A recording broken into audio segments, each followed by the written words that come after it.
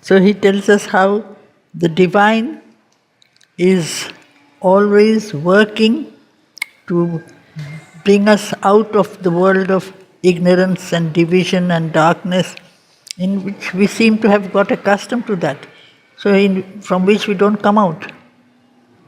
We accept both the truth of life and death. We don't think there is nothing but eternal life, the divine. One who has shaped this world is ever its Lord. Our errors are his steps upon the way. He works through the fierce vicissitudes of our lives. He works through the hard breath of battle and toil. He works through our sins and sorrows and our tears. His knowledge overrules our nescience. Whatever the appearance we must bear, whatever our strong ills and present fate, when nothing we can see but drift and bale, a mighty guidance leads us still through all. And this is to cancel the notion of illusionism, that we live in a world which is apparently drift and bale. We are here in order to go. There is no meaning and purpose and significance to our life. So why should we be here? That is the basic difference between the Vedantic view, that there is an infinite, there is a divinity up, above, beyond. So we have to leave this earthly life and go there as fast as possible. No, he says this earth and all the experiences it contains are part of the churning and of the breaking, making us break out of the ignorance and unconsciousness which we have got accustomed to. Slowly pull us out of that.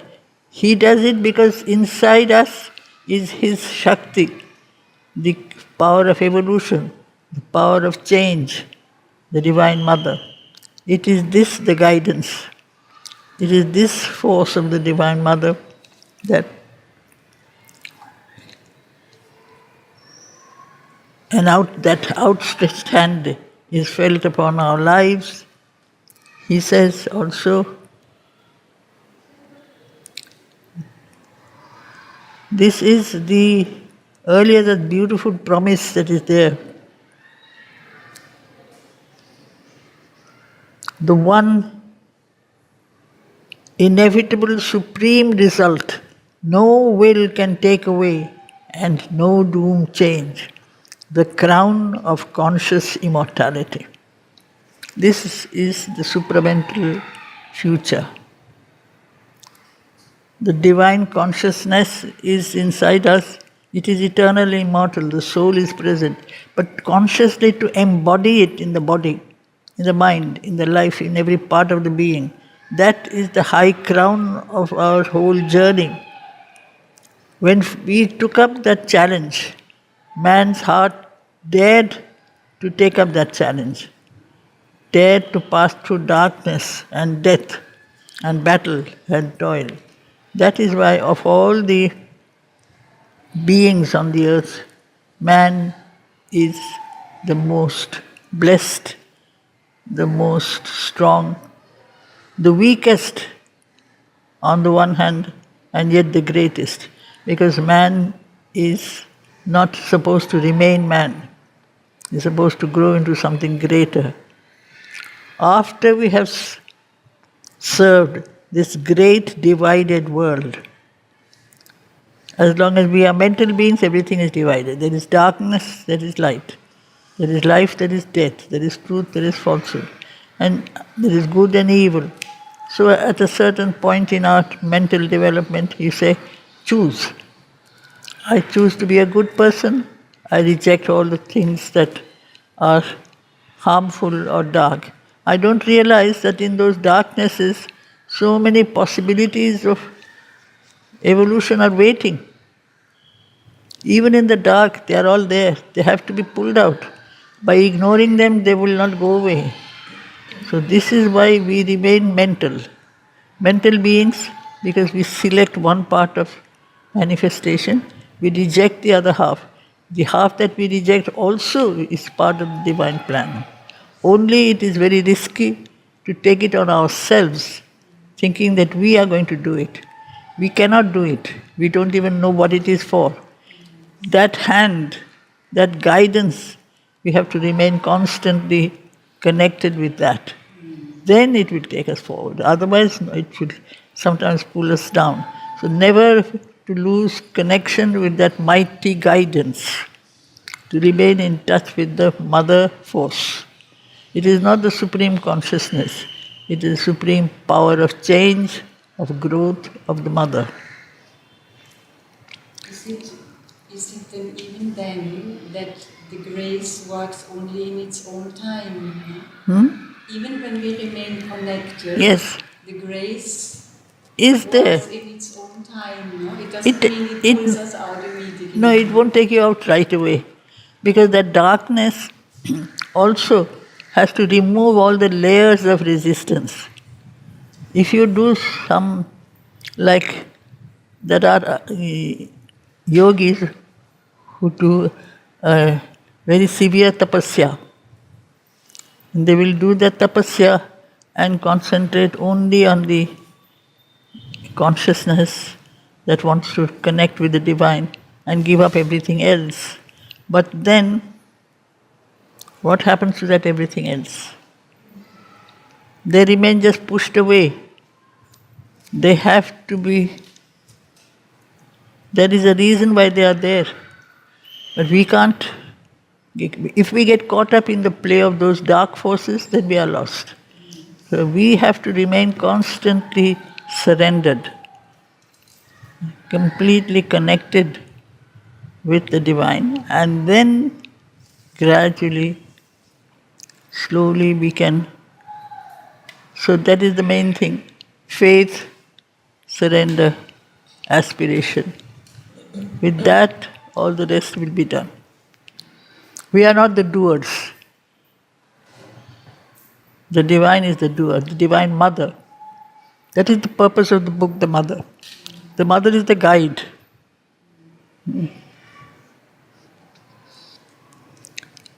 After we have served this great divided world, God's bliss and oneness are our inborn right. We have to realize that we are expressions of the divine creation. There is nothing that is not divine. Our inborn right, we are children of God, and we have to be like Him. But we have forgotten, we think we are children of men. We are unlike God. The ego has become so huge, so that comes in the way. But after we have made our journey through all the stages of growth from total unconsciousness, subconsciousness, constantly remembering that all this is part of His plan, and she is there to help. She will just not let go of that hand, that mighty guidance, that hand that holds us, leads us forward. A date is fixed of the. A date is fixed in the calendar of the unknown. When? When shall we be newborn? Newborn with a new consciousness, with a new realization. It is not one particular day. How long will it take? Will it take 1,000 years? Will it take 500 years? Will it take 1 year? It's all the same. In the world of the eternal, 1 year and 1,000 years don't make much difference. The only thing is, as long as it takes, we have to remain completely concentrated on that goal and not do what we sometimes do, draw our own judgments. We make our own judgments. We try to make our own explanations. We are nothing. That is everything. That is when we shall be newborn. That is the real meaning of the word twice born.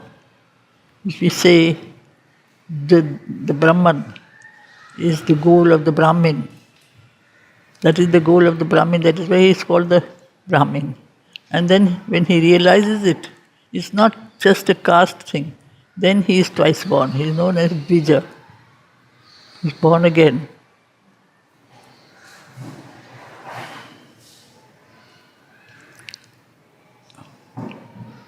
A date is fixed in the calendar of the unknown, an anniversary of the birth sublime. You are newborn, completely free from all the past, all the burden of, like when you are like a child that is born, fresh, clean, without the burden of the past, you might say sanskaras, which we always seem to hold on to.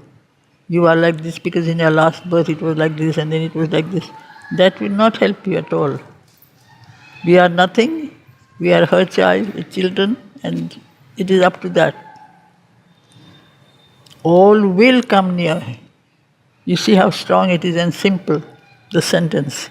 All will come near, that now is not or far. The Supreme Divine is so far away, you say he is not there. I don't see him. Not means nothing. Where is the infinite? Where is the absolute Ananda? Where is the total light? It's nothing. But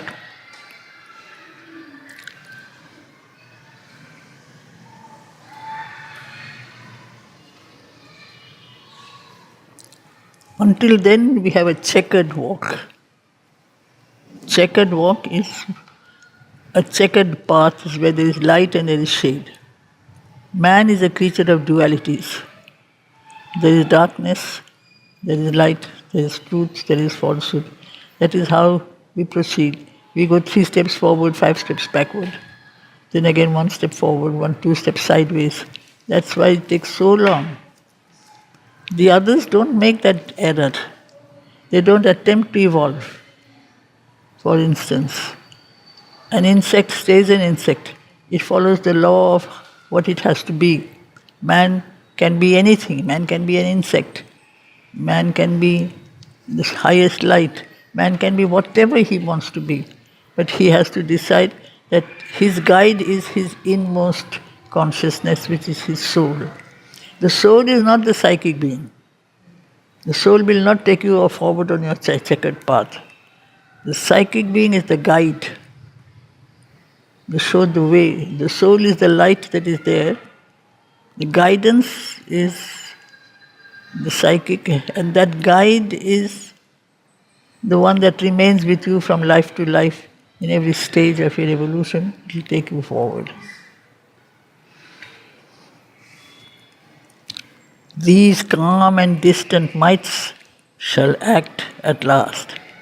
These calm and distant mights, which in the previous page is talked of as the universal forces, they remain almost completely detached. The gods are there, they don't interfere. They seem to watch you rise, they seem to watch you fall. When you suffer, they don't come down to help you. Why don't they come? That aspect of the gods is there. Why don't they come down to help you?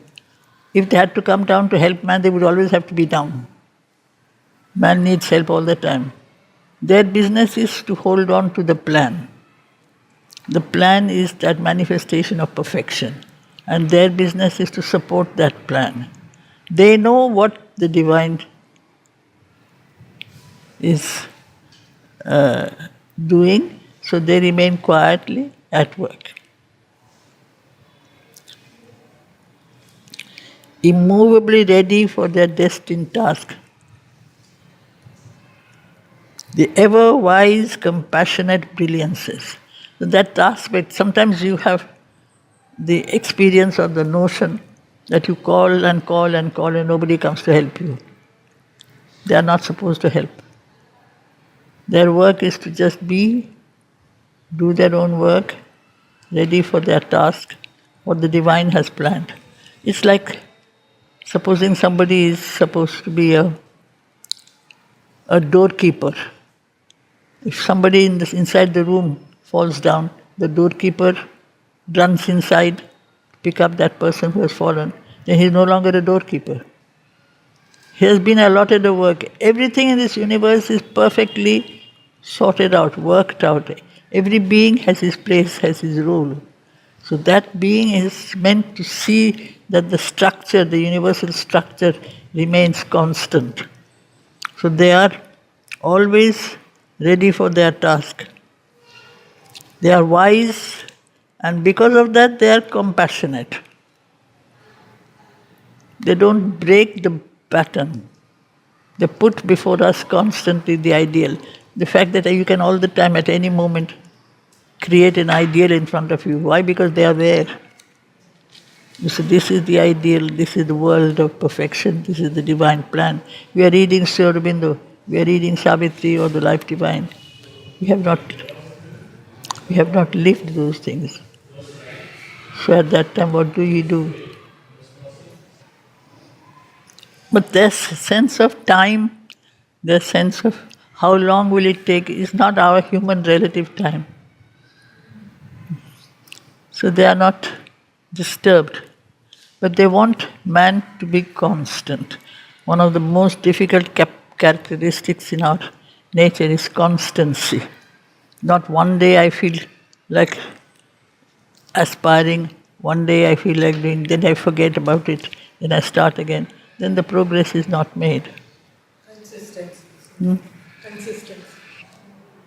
The ever-wise, compassionate brilliances await the sound of the incarnate's voice. And that is the role of the avatar. There is a descent, there is a power incarnate. He puts on a body. He comes down, his presence is there. All we need to do is to remain aware of that. And then that call comes, when the call comes, then it will help you. There is no place here for spiritual ambition, that is very dangerous. Simplicity, humility, surrender, and patience. When the divine wants, it will be done. But in total sincerity.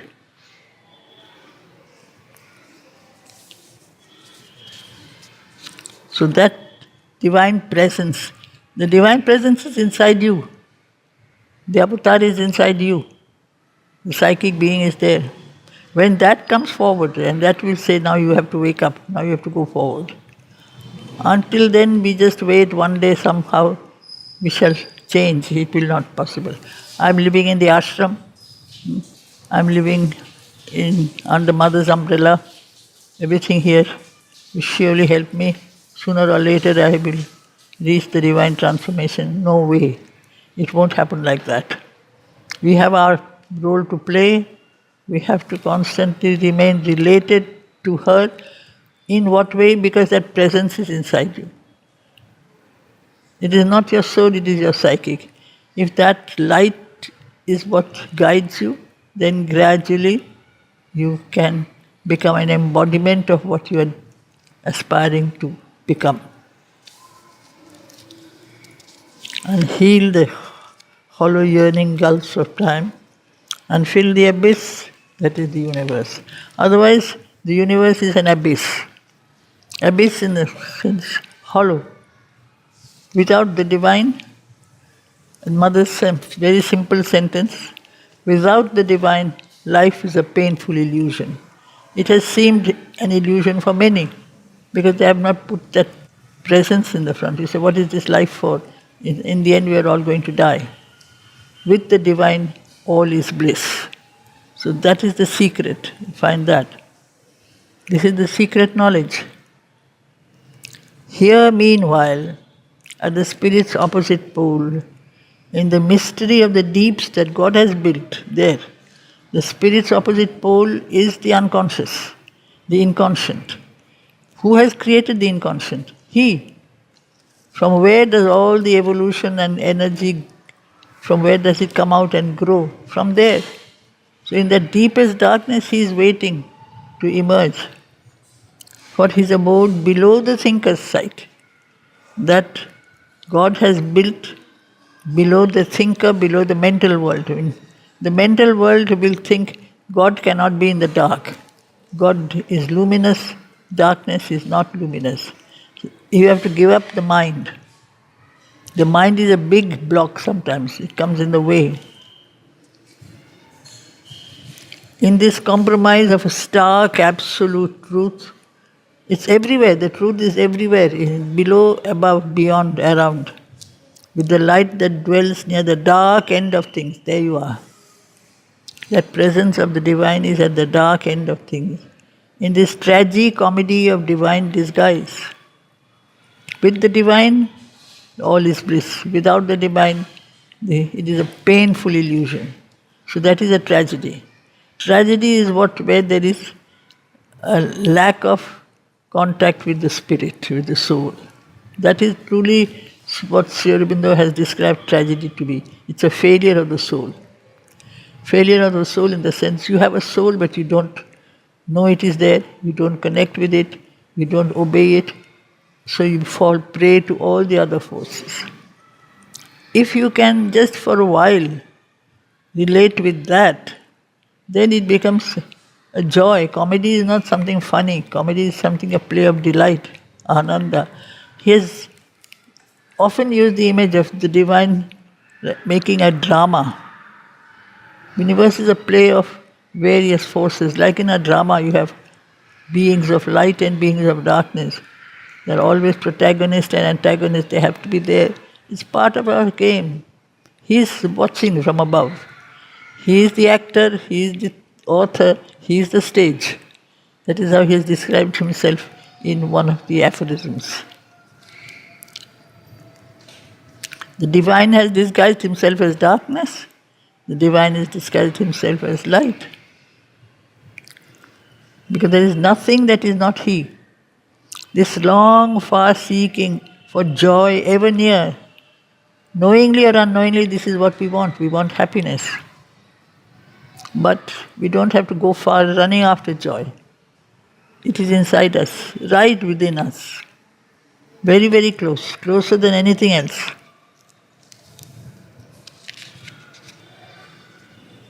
In the grandiose dream of which the world is made.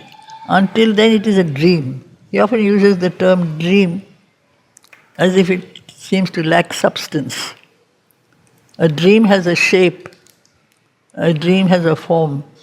It doesn't have substance. It is not solid. So we take our stand on the outward, apparent, surface reality. World seems to be that. Behind that, there are layers of energies and forces that are always being sustained, supported by the divine player, the divine artist, the dramatist. So, grandiose is beautiful, great, noble. In this gold dome on a black dragon base. The gold dome is the highest final fulfillment of manifestation. Perhaps that is what the symbol of the Matri Mandir also could be.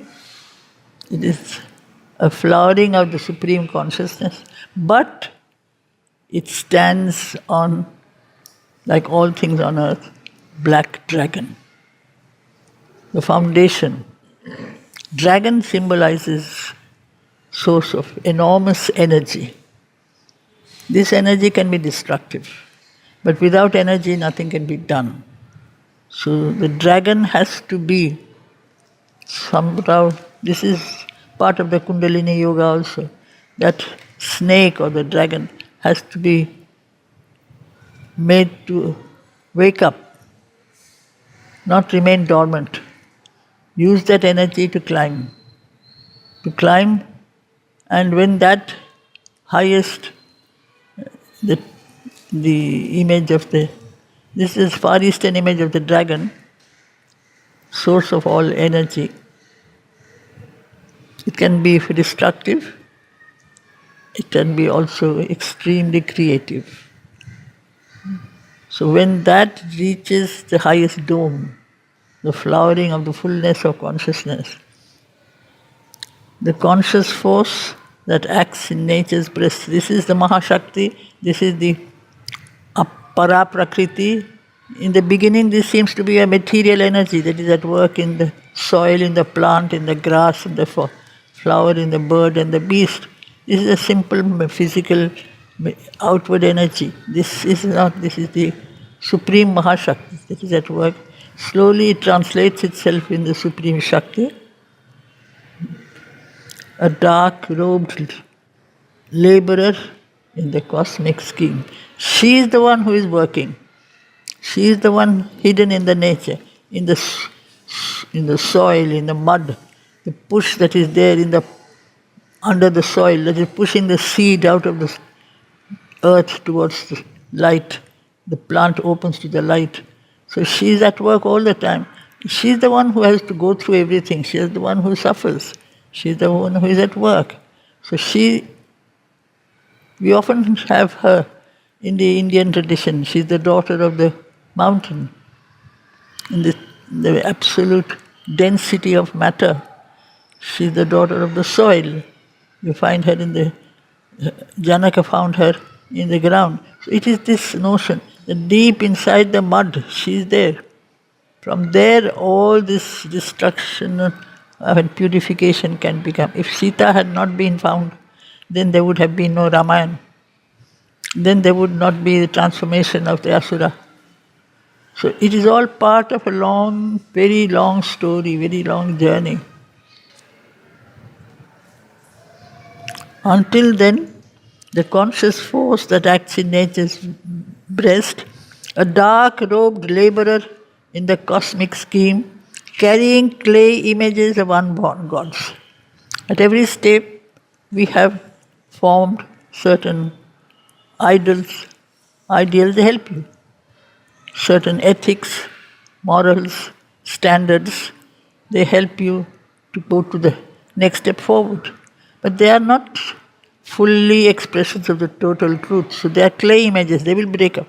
When we have crossed a certain stage, the sense of right and wrong is replaced by something other. If you take the Indian tradition, you take after Rama, you have Krishna. Krishna was very supremely unethical in many ways. He did all the things that you're not supposed to do. Rama was not. He represents a mental ideal, and then that is broken down. It has to be like that, like a ladder, climb step by step. Executrix of the inevitable idea. She's working out that final plan. Like a house takes time to be finalized, fully created. Hampered, enveloped by the hoops of fate. At every step, the working out of that plan becomes slow because of the fact that, like the workmen who want to build a house, they are not perfect. So whatever they build finally comes crumbling down because they are made up of the stuff of ignorance and unconsciousness. So man has this unconsciousness. As long as he continues to remain unconscious, what he will create will be broken down. He has to become an embodiment of what he wants to realize. Become the truth, then only can you realize it. Just pronouncing it will not help. Patient, trustee of slow eternal time. This energy, this nature, this executrix, she does her work without complaining, absolves from hour to hour her secret charge. She is constantly at work. And that is why Mother is still constantly at work, working on us, on every fiber of our being, if you allow her to work on the fibers of your being. All she foresees in masked imperative depths. Below, in the darkness, the final truths are already waiting to emerge. She knows this will be the final truth. That is why in the body, in the cells of the body, she realizes that is where the final work has to be made. You cannot neglect matter. It is in matter that the truth is there. The dumb intention of the unconscious gulfs answers to a will that sees upon the heights. Slowly from below, from the unconsciousness, the divine plan works itself out, and the evolving word's first syllable, the power of evolution, the sense of slow manifestation, step by step, ponderous, brute-sensed, contains its luminous close. The first syllable is matter. Matter is heavy, matter is ponderous, but matter contains spirit. Body contains soul. They are not opposed to one another. Privy to a summit victory's vast descent and the portent of the soul's immense surprise. So matter is aware that she is not only there just to be a temple of God, she is God. Man often thinks matter is a temple, yes, also. But matter is divine. The mud is divine. And that is when the soul emerges fully through body, life, mind. This is part of many things here are part of the yoga of the ancient Upanishads. Sri Aurobindo did himself in his own journey. He followed the Vedantic yoga for a while, but not that Vedanta which asks you to leave the earth and go somewhere else, but to work in the soil, on the ground, in the earth as well. So it's slow, it's long.